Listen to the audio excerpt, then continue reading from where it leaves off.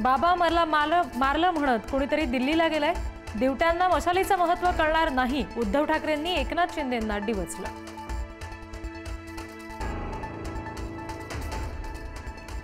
आपण जसं वागतो तसं आपली मुलं वागतात। वडिलांनी घोटाळा केला तर मुलगा त्याहून मोठा घोटाळा करतो। उद्धव ठाकरेंचा अजित पवार आणि पार्थ पवारांवर निशाणा।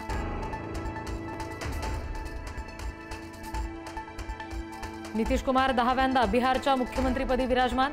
पंतप्रधान मोदींच्या उपस्थितीत पार पडला शपथविधी सोहळा। देवेंद्र फडणवीस, अजित पवार आणि एकनाथ शिंदेंची सुद्धा हजेरी।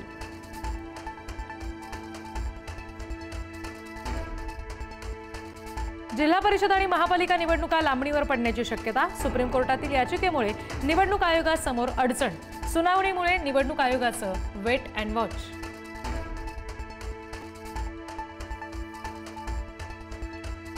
महाराष्ट्रातील घडामोडींकडे लक्ष असल्याची अमित शहांकडून एकनाथ शिंदेंना ग्वाही। एनडीएच्या घटक पक्षांचा योग्य सन्मान राखला जाईल, एकनाथ शिंदे यांना आश्वासन।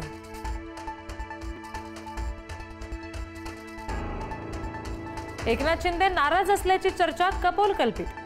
चंद्रशेखर बावनकुळे यांचं स्पष्टीकरण। पंतप्रधान मोदी शहांशी घटक पक्षांच्या नेत्यांची भेट, एनडीएची परंपरा।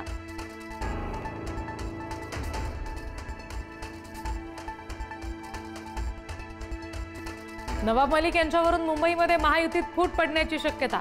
अजित पवार यांनी मलिकांवर मुंबईची जबाबदारी दिल्यानं भाजप नाराज। मलिकांना जबाबदारी दिल्यास मुंबईमध्ये राष्ट्रवादीसोबत युती नाही, आशिष शेलार यांचा इशारा।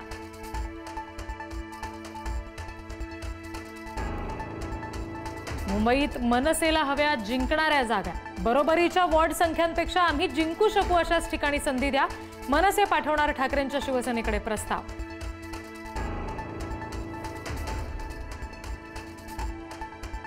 बिहारनंतर आता मुंबईत सुद्धा भाजपचं माय समीकरण।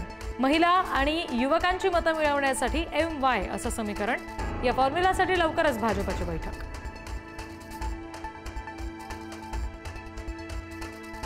कागलच्या नगर परिषद निवडणुकीची चुरस वाढली। मंडलिक गटानं शिंदेंच्या शिवसेनेचे उमेदवार अज्ञात स्थळी हलवले। एका उमेदवारानं घेतलेल्या माघारीमुळे हसन मुश्रीफ यांच्या सोनबाई बिनविरोध।